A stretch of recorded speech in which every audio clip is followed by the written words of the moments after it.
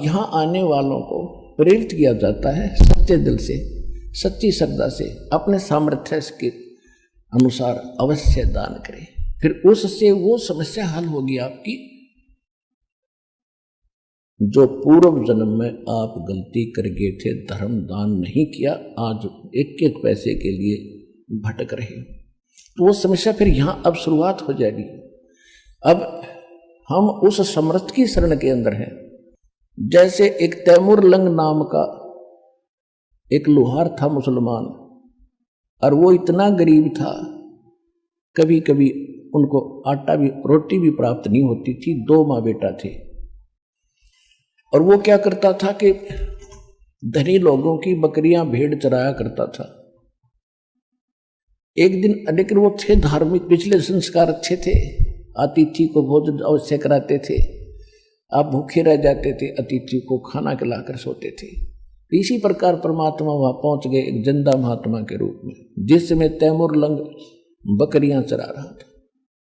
वहां जाकर उनके पास वृक्ष के नीचे बैठ के भगवान तैमूर लंग ने कहा, महाराज भोजन की सुनाओ।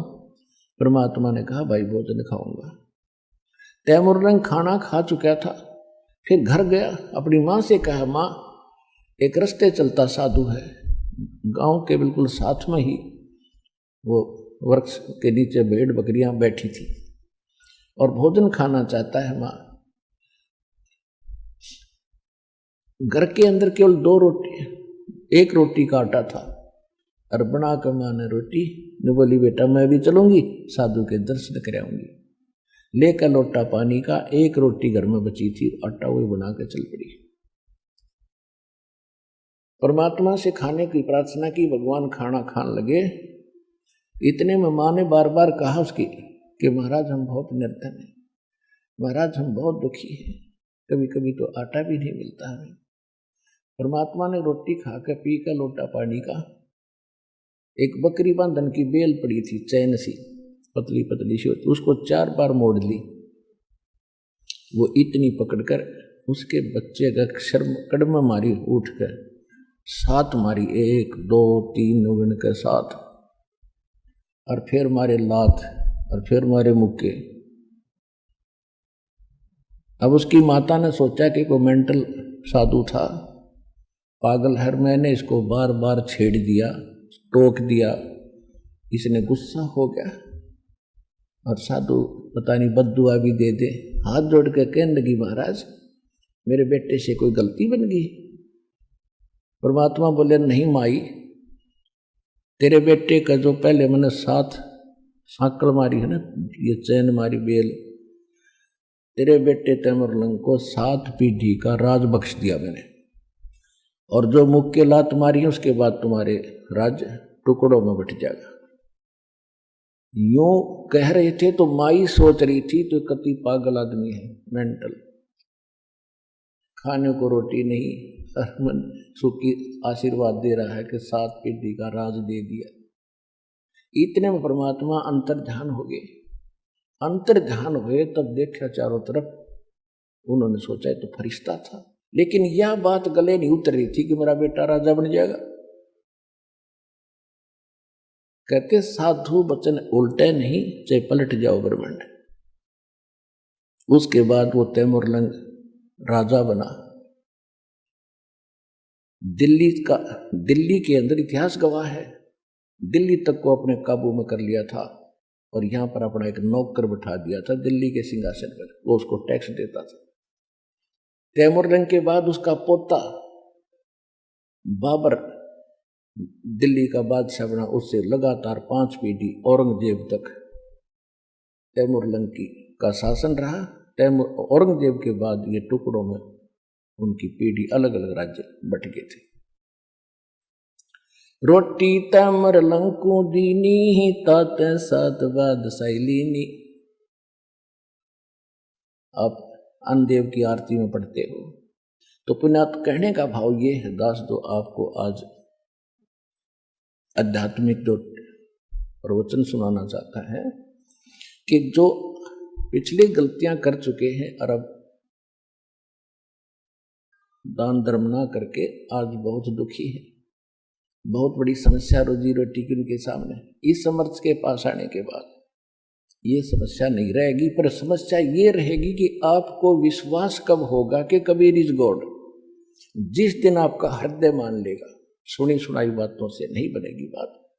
आत्मा का साथी है भगवान, इस मन का साथी नहीं है। मन तो काल का एजेंट है, और परमात्मा की भक्ति से इस मन को भी आत्मा अपने अनुकूल करेगी। ये इस अब तो ये आत्मा के ऊपर बैठा है, इसने आत्मा को अपनी वाहन बना लिया, और जहां पकड़ के ले जाता गंदे कर्म करा के इसके सहारे चल रहा है। फिर आत्मा इसके ऊपर बैठेगी, और इसकी स्पीड बहुत है टट्टू की, इस मन की।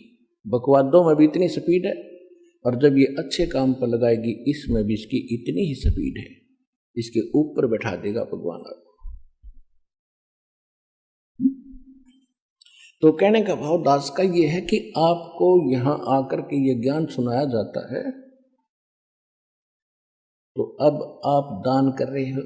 दास देख रहा है, कोई तो 10 रुपए की मुश्किल से उसका दान करने की हिम्मत बनती है, और फिर दास देख रहा है कि दूसरी तीसरी बार आता है तो 1000 रुपये चढ़ा रहा वो व्यक्ति।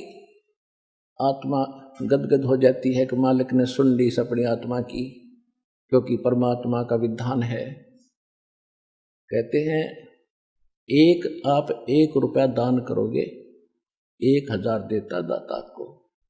जो दान आप यहाँ करते हो वो आपका नहीं, वो तो भगवान का हो गया, आपका नहीं रहा।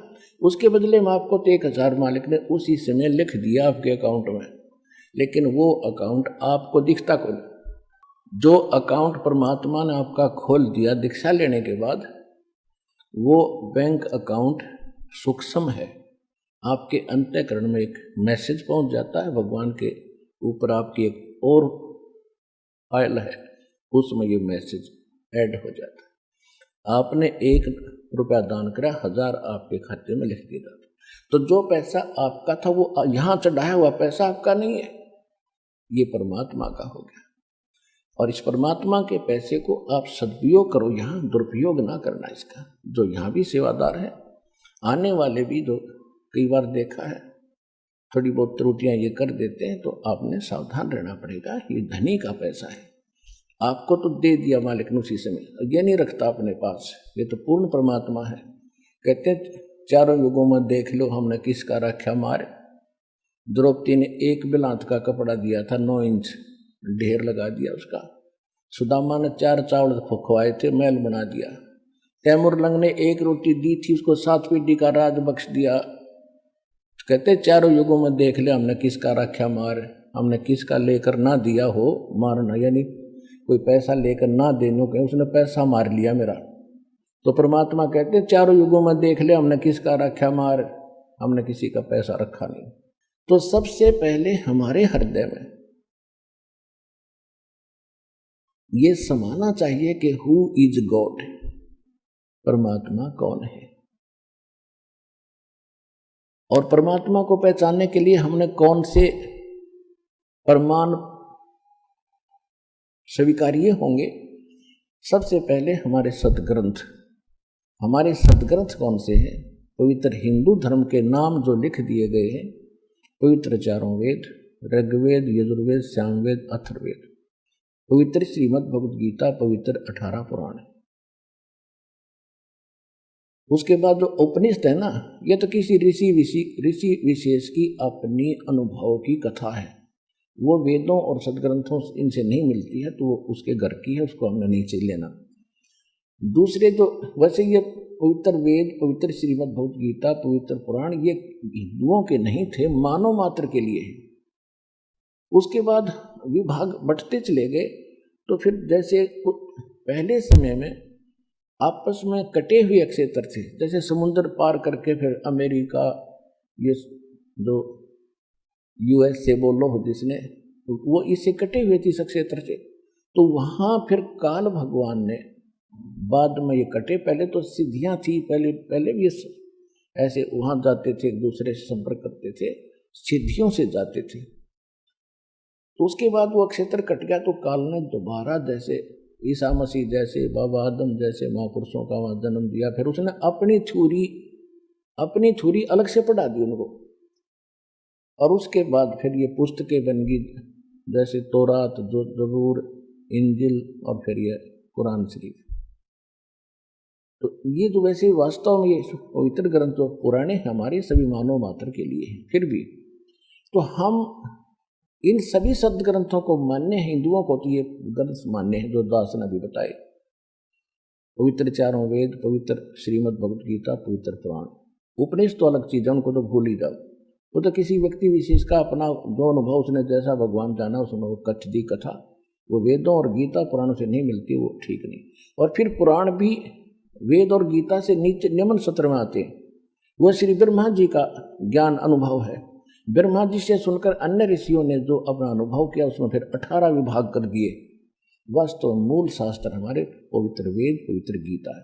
और पवित्र सूक्ष्म वेद है, वो कंप्लीट इन ऑल रिस्पेक्ट है, ऑल इन वन है, जो गॉड गिवन है, जो भगवान स्वयं देते हैं। वो वेद, वो है असली ज्ञान।